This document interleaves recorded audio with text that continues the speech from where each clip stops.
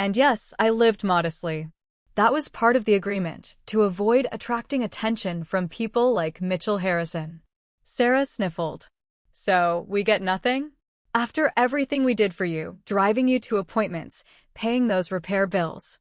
You get nothing if we lose the trust, I stated simply. And given your recent, unauthorized actions, the chance of losing is significant. Mitchell Harrison is actively trying to prove I am incompetent. Your actions handed him the perfect evidence. I let that sink in. The weight of their mistake, the loss of potential millions, was palpable. However, I continued, leaning heavily on the table, forcing them to look at my frail appearance. I am willing to offer you a path back to solvency. Not through the trust, but through cooperation. They looked up, eyes gleaming with renewed, desperate hope. Greed was always the most reliable motivator. Mitchell Harrison believes he can destroy my credibility by proving I failed to protect Silas, I explained.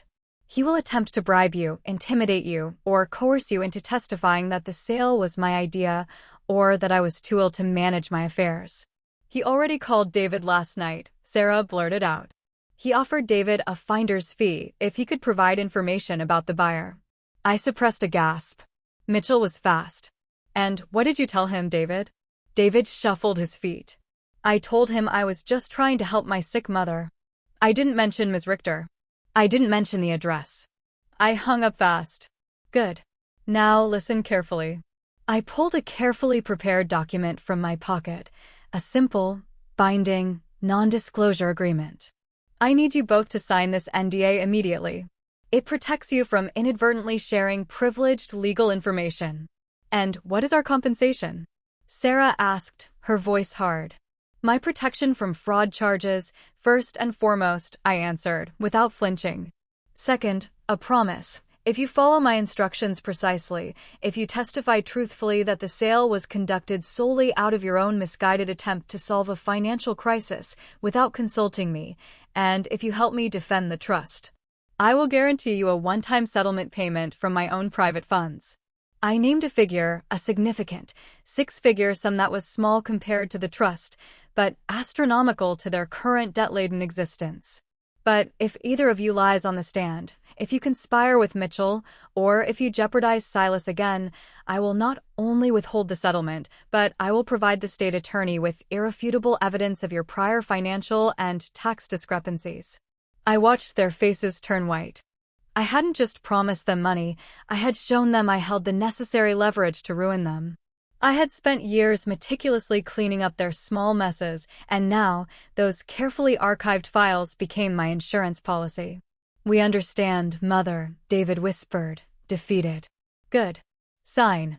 As they signed the documents, I felt no triumph, only a weary resignation. My children had forced me to choose between my survival and their redemption. I chose survival. I returned to the parlor where Richter was finishing her call. They are contained, I informed her. They will testify against themselves, but not against the trust. They will be positioned as an unfortunate external variable. Richter looked impressed. You are certainly adept at conflict management, Mrs. Vance. It was my job for 20 years, I said. Now, about Mitchell. If he's watching the house, he knows Silas is back. That means he knows he failed to locate the original buyer, and he knows I am mobilizing. We need to anticipate his next move, Richter agreed. He won't stop at the courts. He wants the records you mentioned. Exactly. And he wants the microchip, which he assumes is still with Silas, I mused, looking at the cat. Silas, apparently sensing the gravity of the situation, stopped grooming and stared out the window with a look of feline contemplation. I needed to buy time. I needed to move the actual asset, the microchip, out of the house and into a safer, more legally protected environment. Ms. Richter, I need you to draw up papers to transfer the physical contents of the medallion, the records, into a secure, anonymous vault under the name of the trust, I instructed. We need to move the key off-site, away from the legal proceedings. Richter nodded, already sketching notes. A blind deposit. Smart. It removes the physical evidence of the trust's true nature from your residence, thereby protecting you from the inevitable search warrant. A sudden, sharp memory surfaced. Julian had once mentioned how meticulous Mitchell was.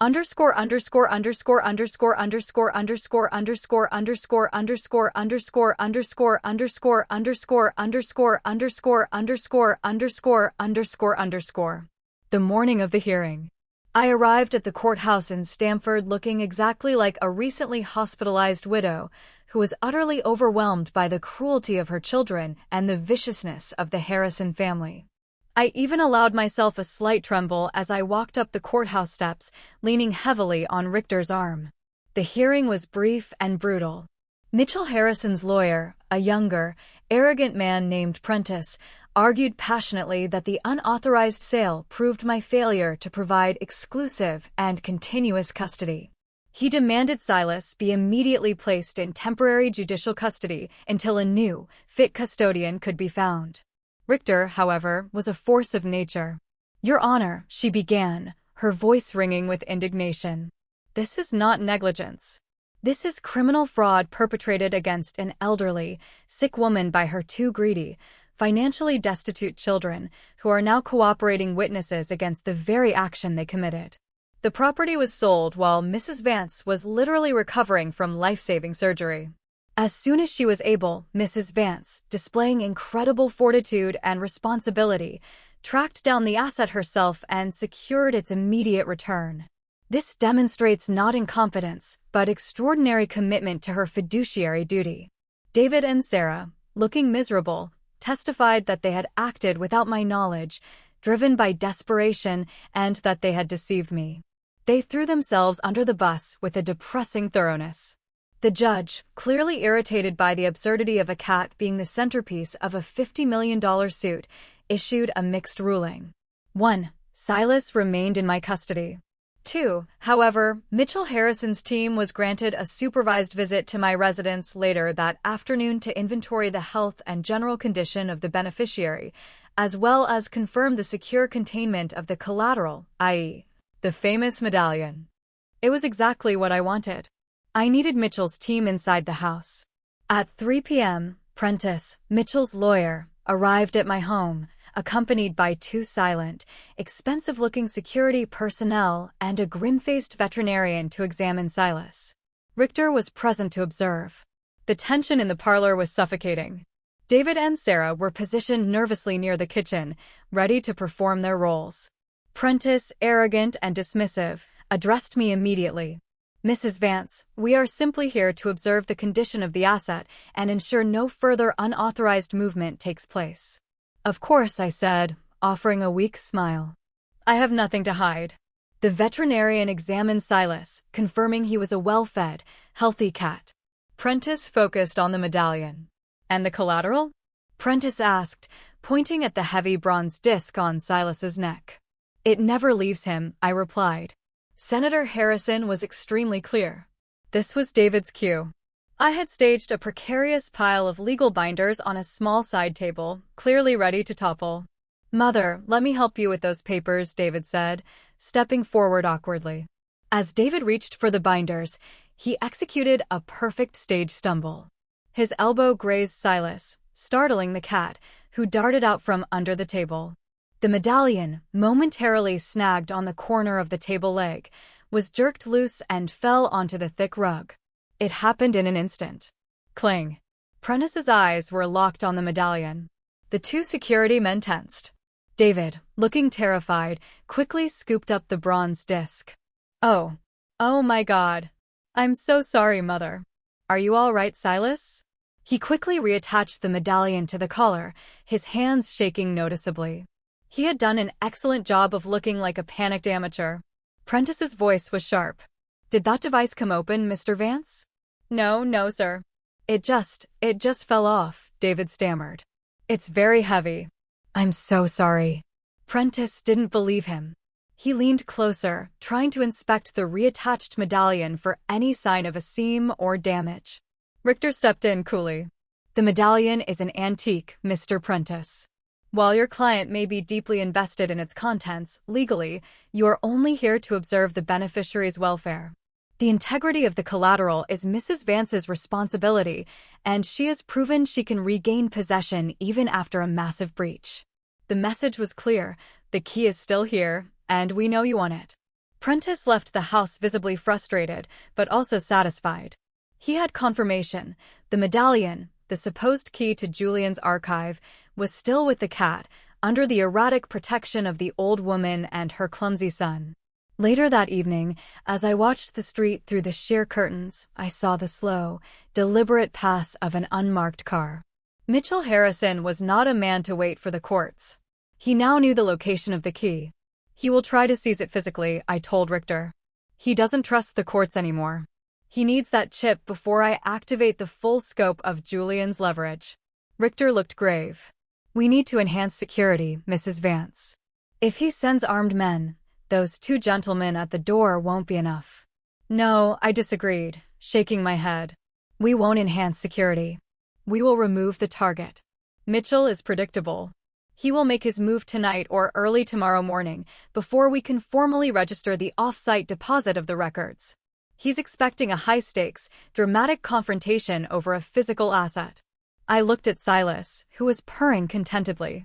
He had played his part perfectly. Ms. Richter, I need you to arrange for Silas to leave the house tonight. Quietly. To a location Mitchell Harrison will never think to look. Where? He is going to stay with Jack in Florida, I said, a flicker of genuine sadness hitting me. The official beneficiary needs a change of scenery and high-grade security, away from the conflict. I need to be here alone to face Mitchell when he comes for the medallion. Because I knew exactly how to make Mitchell believe he had successfully raided the fortress, only to find the core had already been replaced with a well-placed explosive. Chapter 8: The Shadow Operation. The plan was simple, audacious, and carried the high risk of a terminal heart event. It required me to turn my home, my sanctuary, into a stage for a hostile takeover, one where I was the main lure. At midnight, under the cover of a thick fog rolling in from the coast, Jack's paralegal returned, this time with a heavily sedated Silas tucked securely into a specialized, temperature-controlled carrier.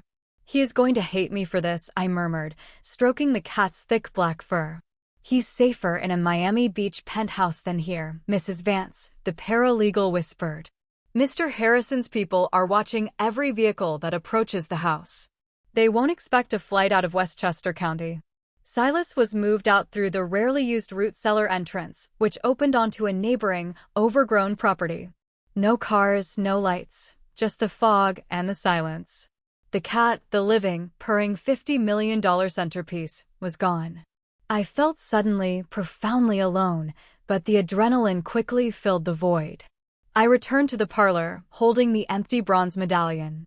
Mitchell Harrison was under the impression that the key was in my keeping and that I was an old, weak woman who could be easily intimidated. Tonight was the night I proved him fatally wrong. Richter, satisfied with the asset's removal, departed, leaving behind a discreet burner phone and a promise to monitor the secure communication lines. David and Sarah, utterly terrified by the day's legal theatrics, were asleep upstairs. I made sure their bedroom doors were locked from the outside, a precaution not against their escape, but against their accidental interference. I prepared the house. I hadn't carried a weapon in 30 years, but I remembered the fundamentals of battlefield control. Lights, the key was to control the shadows. I left the parlor dimly lit by a single antique table lamp, creating deep pockets of shadow that distorted size and movement. I retrieved the only weapon I still possessed, my knowledge of Julian Harrison's methods, and an old, heavy bronze letter opener, more of a ceremonial dagger, really, which I slipped into the sleeve of my favorite silk robe. I settled into my armchair, the decoy medallion resting on the marble table where David had dropped it earlier. I took a deep breath, regulating my heart rate through sheer force of will. Come, Mitchell, I thought. Come for your inheritance. The break-in occurred precisely at 2:45 a.m. It was professional, silent, quick, and targeted. They didn't use the front door. They disabled the old kitchen window alarm and slipped in through the back. I heard the faint SHHK of the window sliding open, followed by the soft, deliberate tread of 2 pairs of heavy boots on the wood floor. I did not move. I maintained my position in the armchair, feigning sleep, my head resting against the high back. The men moved through the house with confidence, clearly having studied the floor plan. They were not common burglars. They were looking for a specific target. The parlor door opened slowly. Two hulking figures in black tactical gear and ski masks entered the room. Their flashlights cut sharp, brilliant beams through the gloom, momentarily blinding me.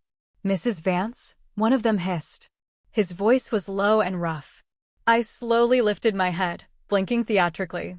Oh, good heavens. Is the boiler repairman finally here?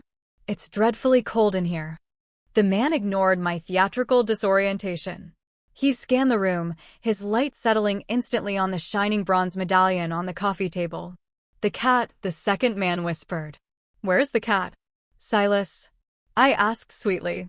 "Oh, he had to leave suddenly. He gets quite stressed when lawyers are involved. He's gone to stay with my friend, Jack. In Florida. Sunshine State, you know."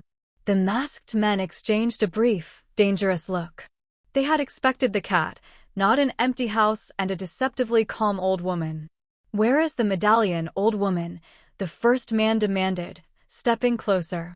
He pulled a heavy canvas sack from his belt. "It's right there, dear," I said, pointing the tip of my cane at the table. Julian always said, "The thing you treasure most, hide in plain sight." The man hesitated for a split second. Was this a trap? His hesitation was enough. As he reached for the medallion, I executed the single, deliberate action I had planned. I did not strike him. I struck the light switch beside my chair with the base of my cane. The sudden, complete darkness was jarring. "The power! Get the power!" the man yelled. I pushed myself off the chair, moving low and fast into the deepest shadow near the fireplace. My heart hammered against my ribs, but my hands were steady. I could hear the men shuffling, disoriented, their heavy breathing amplified in the dark. "We need the tag." I waited for the first flashlight beam to sweep past me. As it did, I threw the heavy, empty brass box that had once held my sewing notions straight at the head of the second man. Thwack! He grunted and stumbled. The first man turned, firing his flashlight beam wildly. "She's by the mantel." "I am everywhere, gentlemen," I whispered, my voice echoing unnervingly. I didn't need to fight them. I just needed to buy time and create chaos. "You're too late, you know," I called out, retreating toward the hallway. Julian made sure of that. The moment Silas left this house, the emergency protocol was triggered. "Lies," the first man roared, following the sound of my voice. I used the hallway to my advantage, narrow, dark, and littered with unexpected hazards. I kicked over a vase of dried flowers, sending glass and brittle stems scattering. The first man slipped, cursing. I reached the landing. I could hear David and Sarah stirring nervously behind their locked doors, their muffled cries of panic. My goal was the attic, the perfect place for a final confrontation. As I climbed the creaking stairs, I triggered the last stage of my defense, the burner phone. I pressed the single pre-programmed speed dial, "Richter." "They are here," I whispered into the phone. "They have the target. Activate the final contingency." I tossed the phone into the gloom below. The two men were right behind me, their heavy boots pounding on the narrow steps. "Stop, old woman. We just want the tag." I didn't stop until I reached the small, dark, dusty attic, turning to face them as they emerged into the space.